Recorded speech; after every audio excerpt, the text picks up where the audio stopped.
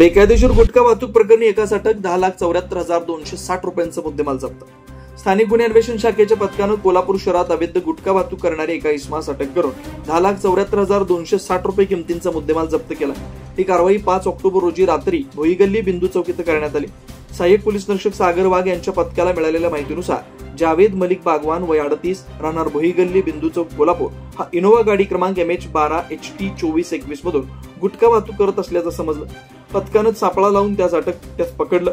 गाडीतून आर्यन सेंटेड सुपारी, आर्यन सेंटेड तंबाखू, विमल, रजनीगंधा, मुसाफिर, RMD, M4 royal, M scented tobacco gold असे विविध ब्रँडचे गुटखे जप्त करण्यात आले. त्याची किंमत 2,74,260 रुपये. गाडी आणि इतर साहित्य मिळून एकूण 10,74,260 रुपये किमतीचा मुद्देमाल हस्तगत करण्यात आला.